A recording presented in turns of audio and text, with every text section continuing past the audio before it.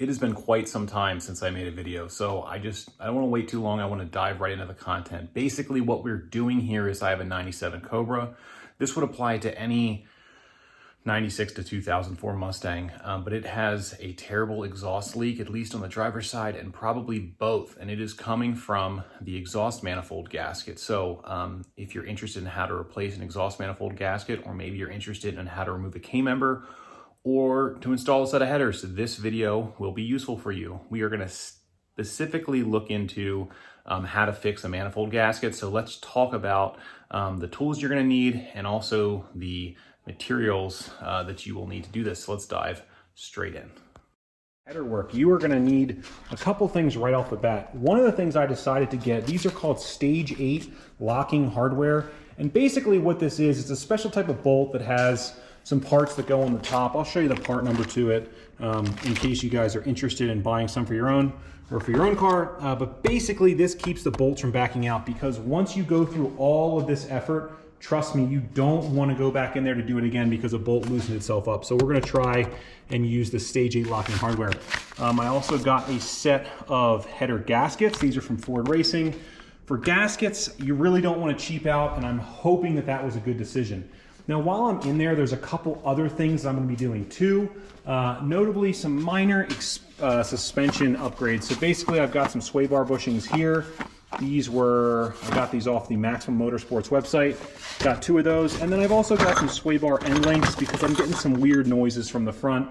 So going to try and install those at the same time, and hopefully that will get rid of some of the little squeaks that I've been hearing. And the reason I've got the hood popped right now is I really want to show you how large the cylinder heads are, and therefore how little room you have. They really shoehorned this 4-valve in here. So if you're not aware, 4-valve, this means every cylinder has 4 valves, 2 intake and 2 exhaust. And then we also have dual cams, dual overhead cam in the motor. That is unique to the Cobra and on the later newer Coyote 5.0 Mustangs. But what that means is, if I zoom down in here, you can kind of maybe barely see the headers. They are tucked up in there. So what you need to do is you need to support the engine. Most people do it from the alternator. So we'll have to remove the alternator, throw some bolts in there, bring the engine hoist in that I showed you earlier. Basically, get that in there to support the engine so we can drop the K member out from the bottom. With that will come all of the front suspension. And then we can basically gain access. So something that would take maybe 5-10 minutes on this old big block is going to take a couple days on this Cobra. But you know what? Hopefully I will learn something, and I'm sure you guys will too.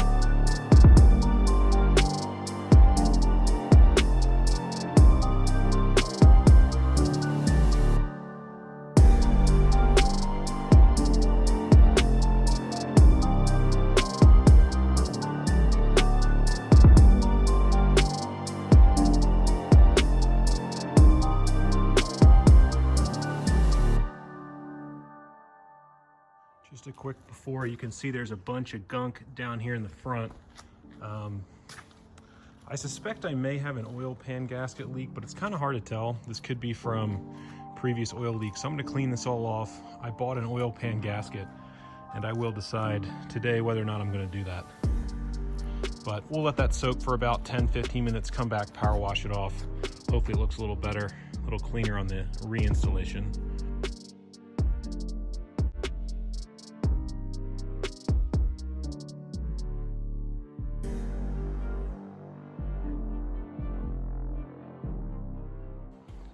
So as you might have seen in the time lapses, I had some friends over yesterday. They were putting a lift kit on a late model Subaru, and while they were working, they were pretty much doing all the work. I was helping every once in a while, little minor stuff, but I had my time lapse going, and unfortunately I must have forgot to hit start when I dropped the K member. So you see all that time lapse footage, but then you don't see the actual K member coming out, which is frustrating. But let me just say, it's not that difficult.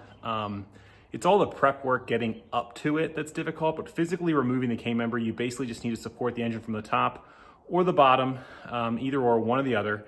Obviously, you still have your transmission supporting it in the back. You're just kind of keeping it from tilting forward and damaging anything. And then there's 8 bolts that hold the K member in. They're all very accessible, and there's 2 motor mount bolts on each side. So 10 bolts altogether, that comes out. And then I grabbed a jack on each side and had some friends help me lower them simultaneously until it falls out. So it's really not all that bad. So I want to talk about the Stage 8 hardware. Don't get that confused with Grade 8. This is Stage 8. This is a manufacturer. Let me show you how this works. So previously I had the leak, and that was from the hardware backing itself out. Now, on a truck like this, you could come in and hot torque your headers after they've heat cycled, you know, just from above the engine. But obviously, you're not gonna do that again to remove them. So Stage 8 makes this special hardware. And what happens is, you install this, you torque it to whatever the spec would be, in this case, 14 to 16 foot-pounds. And they come with different sizes of these. Now, the point is, this slides over top, right? And you basically want to butt this up so that if it were to loosen, this would hit a solid surface, like in my case, one of the the primary tubes. So you put this over top, then you take this piece right here, and there's a notch in here, and you slide that in and it locks into place. So basically that goes over top. You push that in all the way. It keeps this from coming off, and that makes it so this can't back out. Now,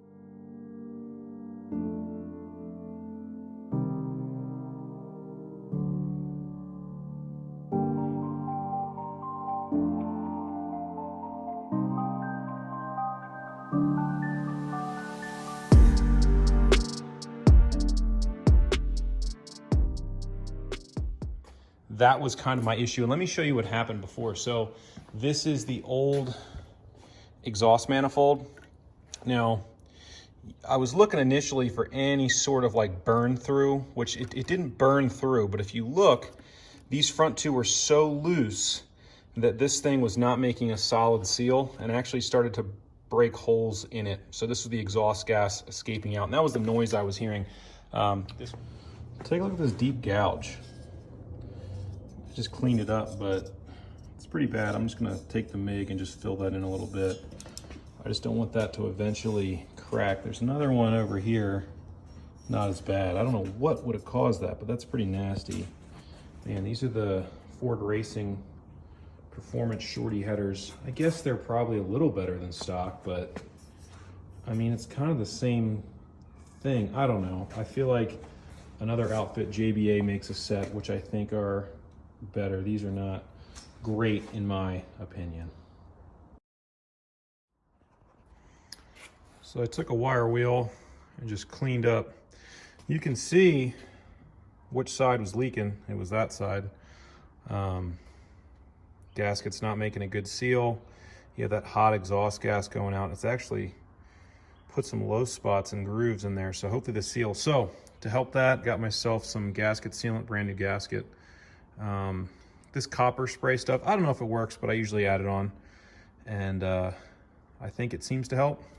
I know when you use this stuff and then you take it off, the gasket wants to stick to the surfaces. So I think it does help. So yeah, we'll go ahead, throw this side on. On this side is a little different. There's a gasket that goes in there and mine's actually broken. So if you look here, one of the sides blew out, and then I'm not comfortable with that making a good seal. Now, technically you could do this with a K member back in the car, but this is like $6 and they have one at AutoZone. So I'm gonna put that in, stop, go grab the gasket, and then just continue onward.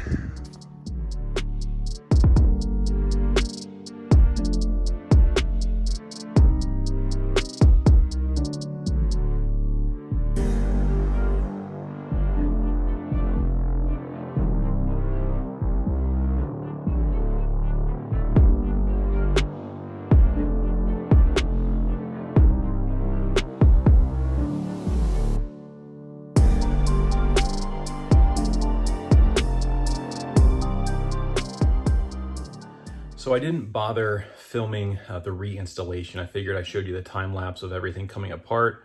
Reinstall is pretty much the same way. I will say there's a couple tips that I'm going to give you, some pitfalls, mistakes you could make along the way, and this will just save you some time. So basically, when you're putting your springs back into the lower control arms, make sure that you have the isolators, the top and the bottom. If they've fallen out when you removed your K member and you forget, you're going to be really pissed because your car is going to make a lot of noises and the ride height won't be level from side to side. So make sure you do that. Also, make sure you clock your spring. You don't want the end of the spring touching the lower control arm because if you do, it will bind up, cause different noises. So just remember that. Also, if you remove the ABS sensor, which I definitely hope you did, you want to put that into the spindle before you install the strut. If not, you will not be able to get the strut bolts tight and everything. It's just a pain. So make sure you do that first. What else can I tell you? Make sure you torque everything. Go online, look up the torque specs. This is serious stuff. I mean, this is your steering, these are your brakes, these are your K member. It holds the engine together. So really take the time, tighten all of those things down. So we'll just cut to a couple pictures I took along the way and throw some music back on, and I'll just wrap it all up here in a second.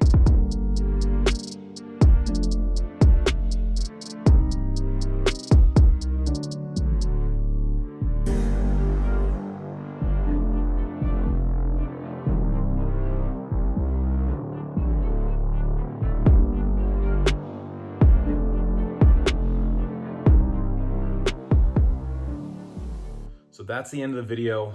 The only things that I didn't talk about in detail were some of the upgrades I added, and those were just some things when I was putting it back together. I had some leftover parts that I received from Maximum Motorsports. That was steering rack bushings and sway bar bushings and end links, all poly. And I can tell you that they've made a very big difference just since driving the car around on the street.